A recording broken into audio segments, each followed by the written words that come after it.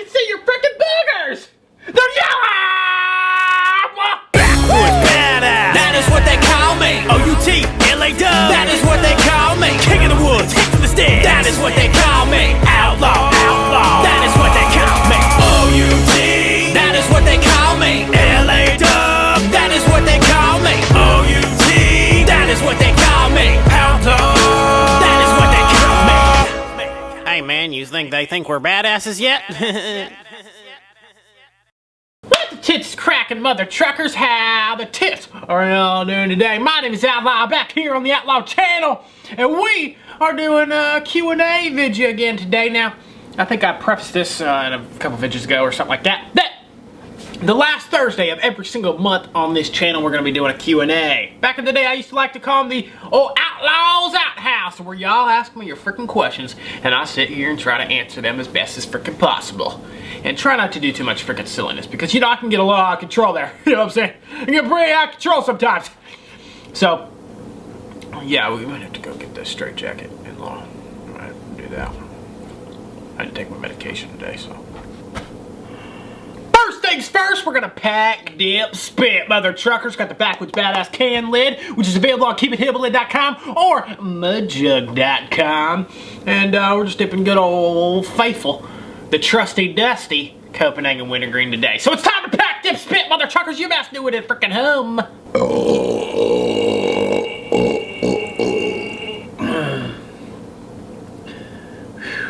Smells like dead people. Yeah, you probably have to go get your straight jacket, dude.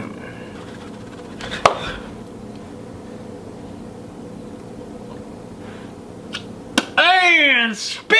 Today we're using the Real Tree frickin' roadie. If y'all don't know, this is a Mud Jug roadie. This sumbitch fits in your gosh dang cup holder.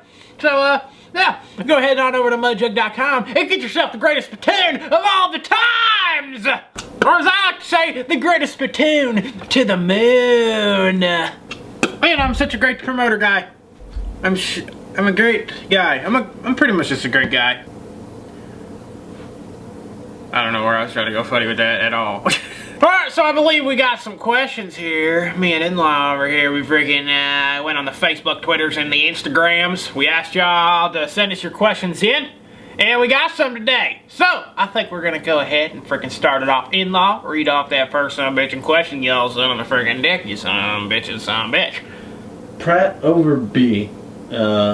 Sorry for name mispronunciation. Facebook says, I know you're an all-out person, but I was wondering, would you take 6 months of having like a Live to Thrill TV show on national TV, but never do videos again, or keep a steady pace of what you're doing now for as long as whatever you want?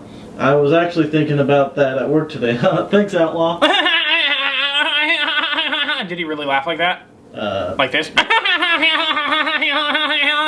I think I see a few. That's how I laugh when I'm in the comments, just to let you know. Did he laugh like that? I think. Or did he? If you let me answer! How did he laugh then? Ha ha. No! That's not how anybody laughs, bro. It's like... That's how you do it. I don't see any W's or T's or who's in there, so I'm guessing it's just like a little... So the answer to that question right here is, if I had the chance to freaking have a Live to Thrill TV show for 6 months, but then not do videos ever again, or stick with what I'm freaking doing, easily stick with the consistency that I'm doing right freaking now. I could easily go and have a freaking, some type of reality show on freaking MTV or something, right? Probably get freaking just obliterated, made look like a fool on freaking national television, and then not even have a gosh dang career for the rest of my life because everybody thinks I'm a fucking idiot. Unless I'm in a gosh dang situation, but I ain't got no freaking 8-pack, you son of a dick, you know what I'm saying? Or ain't no freaking fat bitch like Snooki, who's all hot now and skinny, and I can't pop a gosh dang baby out and have a midget of a freaking husband, okay? So, yeah, I'd pretty much stay with, doing the bitches now and acting like a fucking idiot. Thanks for your question. Whatever your name was, that Jacob freaking, that in-law, Butcher. Pratt. Like Chris Pratt from Jurassic Park? Yep, just like that. But his first name's Pratt? Yeah. That's kind of weird. Anyways, Michael Edward Pilkey from Facebook. Pilkey! That's a funny name too. Pilkey! How did your family feel at first about your career as an entertainer, and when did they come to understand and accept it? My family. I have an idea, y'all. Let's freaking call Mama Outlaw right now and ask her. Let's freaking call Mama Outlaw and ask her. Mama Outlaw. I'm actually literally calling Mama Outlaw. You see? Mama Outlaw. It's calling. Oh, I gotta put it on speaker. Mama Outlaw's calling. I'm calling Mama Outlaw. Yeah. Let's call my mommy. Mommy. Mommy. Mommy. I love you.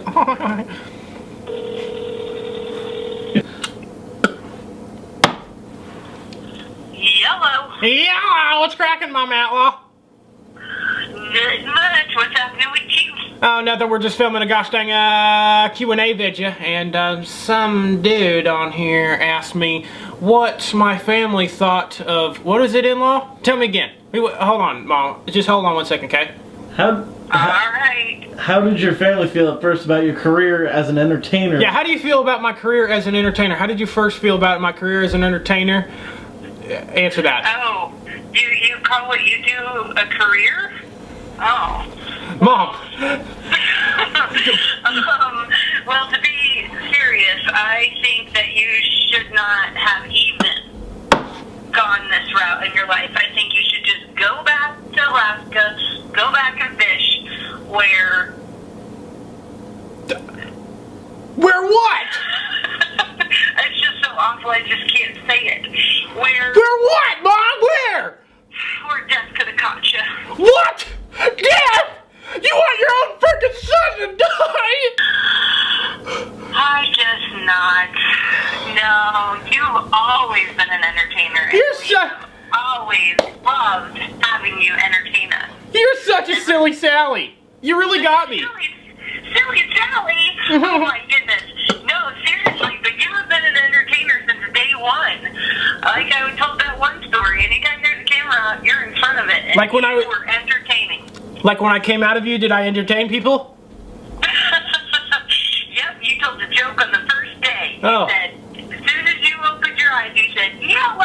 Oh, okay. Well, it probably didn't happen like that. Everybody just saw me come out of you and they're like, wow, this guy's obviously a joke by looking at me. Whatever. Yeah. Well, thanks, Mom Outlaw. I appreciate you for boosting my ego. Yeah, that's what I'm here for. That's why you're so good at what you do, because I'm behind you supporting you. Yes, I appreciate that, Mom Outlaw. Your check is in the freaking mail. Awesome! Woohoo! Okay, did you cut so now I don't have to lie anymore? Mom! We're still rolling! I'm so sorry. Okay, oh, you're the best son ever. Alright, Mom, goodbye. Bye, baby cakes. Loved you. Said you too. Hi, Mom. Hi. Miss you. Miss you. Bye. Bye. She said she missed me. Shut up! I paid her to say that. Max Zadwarney from Facebook says, Outlaw, have you ever thought about joining the service? Oh, that's a good question, man. A lot of people still ask me this question, and because they watched my videos way back in the day, and I actually did have an interest in joining the service, and I was looking at the Marine Corps. Now, when I was out of high school, I legit was planning on joining the Marine Corps. Banjo, you son of a freaking tit monkey! Freaking chewing on a bone over here while I'm making a video. Always being freaking annoying. He's always trying to steal the guy's show. Anyway, I wanted to join the Marine Corps right out of high school. And I had a bunch of buddies that did it, and my cousin was doing it, and I wanted to join the Marine Corps to serve my freaking country. I really did. And I actually ended up... I'm so sorry, my freaking dick monkey! Just kidding, love you, Peter. But what freaking happened was I was in MEPS, and I was doing all the kind of stuff to get going right after freaking high school. It was going to be literally, I think, like 2 weeks after I graduated, I was going to go to boot camp. And what happened was I couldn't even freaking pass the hearing test. I went in, I got all my tests done and everything like that, and then I went in to do the hearing test and the eye test, and I passed the eye test, and I went in for the hearing test, and I failed so miserably that all the Marine Corps guys were freaking laughing at me, and they're like, dude, I'm sorry, man, but you're not going to be able to get in the Marine Corps with this freaking hearing unless you get, like, they were telling me that I could do all this different type of freaking paperwork and all this crap. But dude, I couldn't hear worth shit back then. I have had, like, 2 or 3 surgeries after that. If you watch the videos, y'all know that I had a lot of ear problems. I couldn't hear shit since I was a freaking kid. I was like, what? What? What? What? I was like Stone Cold Steve Austin did there. What? What? Yeah, so I wasn't able to get into the military because of my hearing. And But to tell you the truth, I was kind of happy it happened because then it led me down this path of making vidges, and I still have all the utmost respect to every service member. And a lot of times, every time I see someone, and this is what maybe y'all should do too, is every time I see a service member, like an old veteran with an old veteran hat on or something like that, that I know is a veteran, I always walk up to them, or an active service duty member in the military now, that I walk up to them and shake their hand and say, thank you for your service, man, and I have the utmost respect for all of them. So I truly do appreciate it. But that is a story on that. Robbie Grice from Facebook says, can you give us a story about your days in Alaska? Oh, Mama Outlaw tell me to go back to Alaska so I can freaking die! Yeah, I got a quick story for y'all. And I don't know if I've told this ever before, but I'll tell you right now. I had a near-death, I had a bunch of near-death experience when I lived up in Alaska working up there. I was up there for a couple of years, but the first season I was up there, I was greener than goose shit, y'all. I was a greenhorn, didn't know what the tits I was doing. I think it was like the second or third week of fishing, and we were on skiffs. We were set netting. I don't know if y'all know that. There's a lot of fishing terms and stuff out there for commercial fishing. There's set netting, you know, there's purse seining, there's crab pots, and all this different types of freaking salmon fishing and crab fishing. But we were set net fishing. So you're on these little skiffs, and you set a net from the boat, and you basically set it, and the net's just flying out after you. It's like a dangerous freaking set. And one day, my crew partner and I, we were out there, and we were setting this net, and we read the tide completely wrong. And yeah, it was a horrible rookie mistake. We read the tide.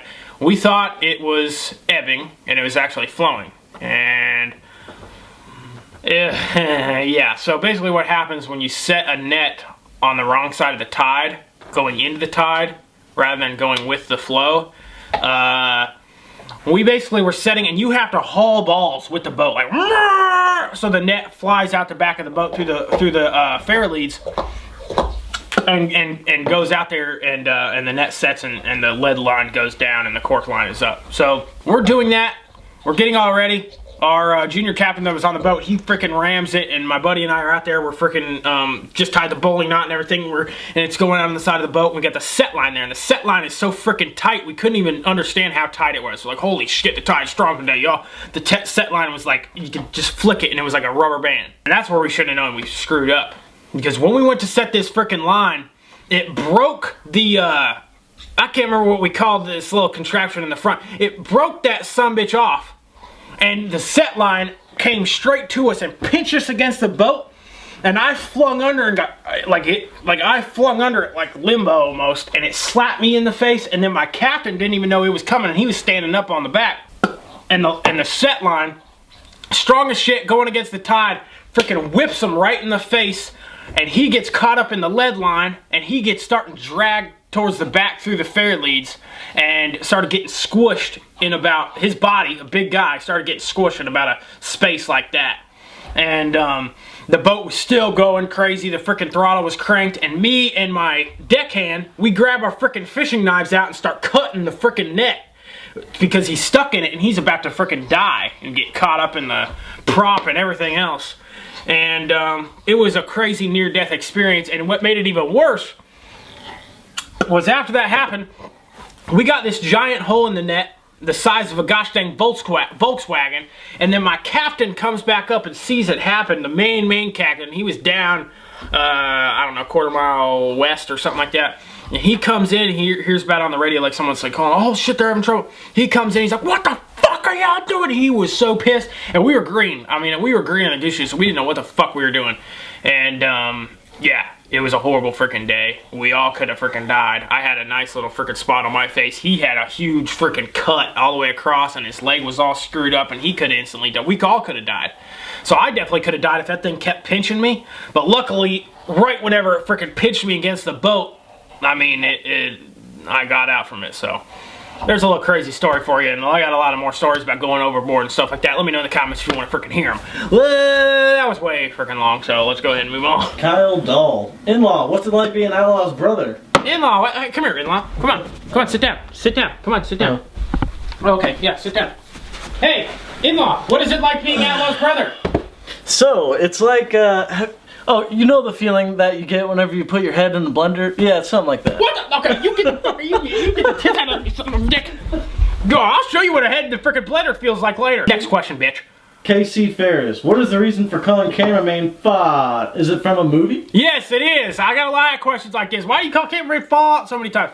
Okay, one of me cameraman's like favorite movie out there is Nacho Libre with Jack Black. We've been watching this movie forever, and one of the biggest of our favorite lines of that movie is he goes, "We never win because you're so fat." So that's something we say all the time to each other, and it just led on with him in the videos. So now everybody says in-laws fought, and he's not even fought, but we always say he's fought because we love Nacho Libre and we love saying fought. Tanner Sparks, Facebook. Have you ever set yourself on fire? If so, how?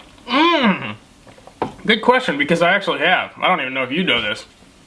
Back in the day, when I was in high school on the wrestling team, me and my good old buddy Dang, we had jobs snow removal, doing snow removal from Walmart, Sam's Club, a couple other things like Safeway and stuff like that. And we would go out at like midnight when it would start pouring snow, and we would go and do the snow removal on four-wheelers with crap and snow shovel and the trucks with plows and all that crap, right? So one of the days, me and Dang were taking a little break to stop snowing, and we knew it was gonna new storm was coming in, so we were just waiting around. We were messing around this four-wheeler. I was sitting on the back of the four-wheeler, facing backwards, and he was driving it, and we were doing donuts and crap in the snow. We ended up stopping and talking to his brother, who was in one of the plow trucks. I'm still sitting on the back, and they're talking, and I'm like, yeah, you know, it's funny. And Kyle, Dag's brother, goes, oh, Jared, ah, you're on fire, you're on fire. And I go, what's this? And I start feeling my leg on fire, and then I see a flame, and I'm like, what the shit? And I start rolling around the stove, stop, drop, and roll all day. I mean, I learned that shit in kindergarten, y'all. I wasn't messing around. I stopped, drop, and roll like crazy. I was like, I said caterpillar on the ground. And then what just happened was my damn snow pants, the damn exhaust was so freaking hot, and I couldn't feel it because I had so many layers of clothes on. The damn exhaust caught my freaking snow pants on fire, and I had a huge burnt hole all the way to my damn calf, and even to my gosh dang hair on my calf was burned off. Gosh. Yeah. That's crazy. So, dumbass outlaw once again. Zach Porter, Facebook. If you could dip with anyone you want, dead or alive, who would it be? Ooh. Oh man. Yeah, I'd probably have to say freaking John Wayne, dude. I'd love to take a big old fat chaw with John Wayne. And, I mean, that some bitch probably didn't even dip, but I know he did a little bit of plug in his movies and stuff like that. But I'd say John freaking Wayne for sure. I'd love to sit back with that old son of a bitch freaking take a dip. You know what I'm saying? I'm right here, you silly bitch. Ah! Scare my dick off. Ethan Nicholas from Facebook says, what inspired you to do music? What inspired me to do music? Well, if y'all know, the type of music that I do is not serious whatsoever. It's comedy music, and a lot of people don't understand that because they don't listen to comedy music much, so they think that everything I do is completely serious. But, yeah, what is Banjo chewing on? Oh, he's chewing on his paw? What the dick, man? Banjo, that's your own paw, you silly dick. So anyways, I'm a big fan of comedy music. Guys like, you know, Weird Al, of course, but I think my more genre is Cletus T. Judd. I freaking like him.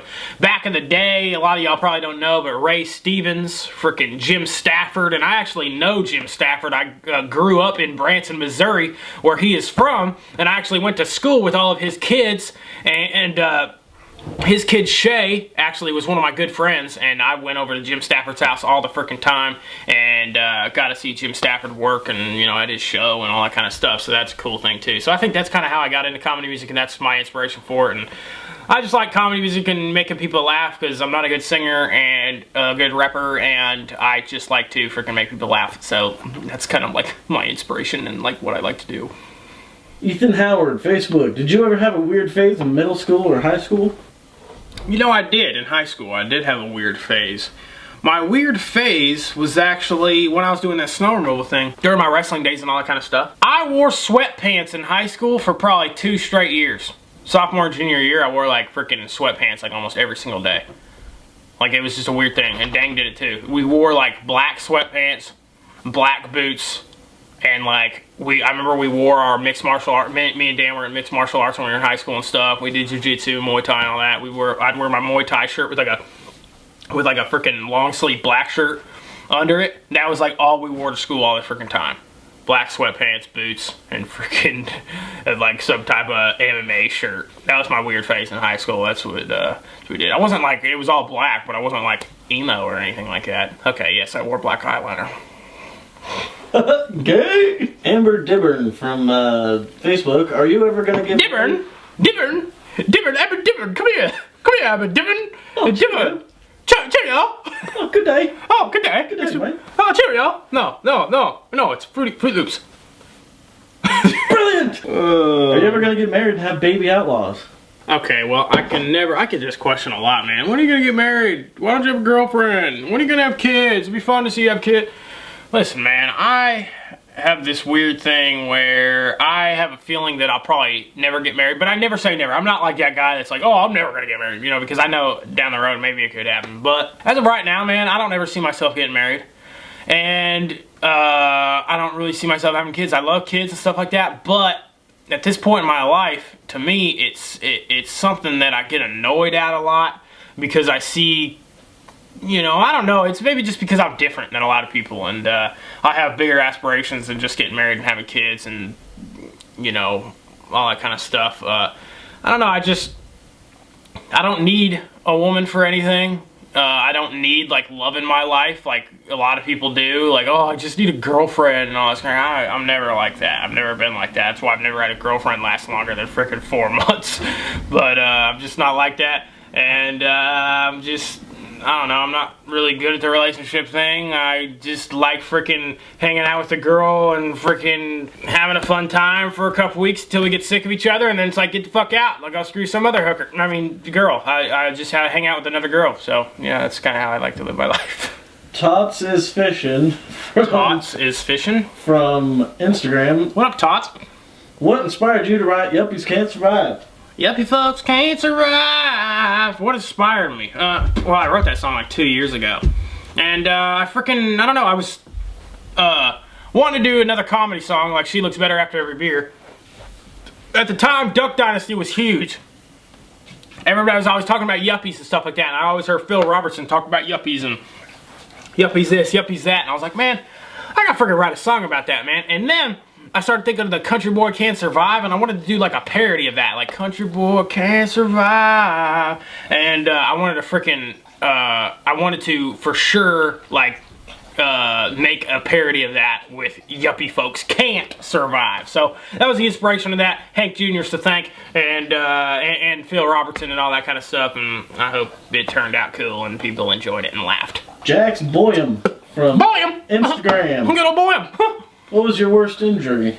My worst freaking injury, huh? Let's see here. So, I was up in Colorado, and I was going on my first freaking snowboarding trip. I snowboard a lot, and this is kind of embarrassing. But I get up, you know, to get on the chairlift, and, well, I kind of screwed up, and the chairlift ended up coming behind me and smacking me in the back of the freaking head. Anyways, it knocked my ass out hard.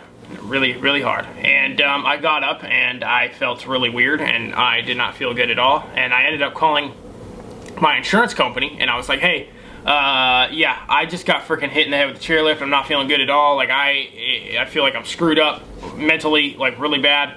And you know what that insurance told me? The insurance freaking company told me. They go, oh, you got hit in the head with a freaking chair. I don't think we cover that. And I was like, what the tits do you mean you don't freaking cover that? And they're like, well, you got hit in the head with a freaking chairlift. I think that considers you to be a freaking moron, and we consider that a pre-existing condition. What the freaking tits? Are you gosh dang kidding me? Russian Media from Instagram says, what was the weirdest prank call you've ever made? Oh, dude, I've got a freaking great story for this, and I'll make it short. But me and Dang were hanging out one time after school, and you know, I was into like acting and stuff and entertainment type, like Bob Outlaw was talking about. I've always been trying to be like an entertainer or something like that, right? So I was into acting and doing plays and stuff as a kid and whatever. So I don't know. I don't know why I had this feeling. Me and Dang were bored, and I was like, dude, let's prank call someone. You know, we were always good at prank calling people and stuff. But like, let's not prank call our friends. Let's actually prank call someone cool, like a company. So I ended up like searching companies in Denver because I was living in Colorado at the time. and I found this agency, this talent agency that was the biggest one in Denver. So I was like, oh dude, I got this fucking good idea. I didn't tell Dan nothing. And I get on the phone with this talent agency and I pretended to be Val Kilmer. You know Val freaking Kilmer from like Top Gun and shit, Iceman, all that crap.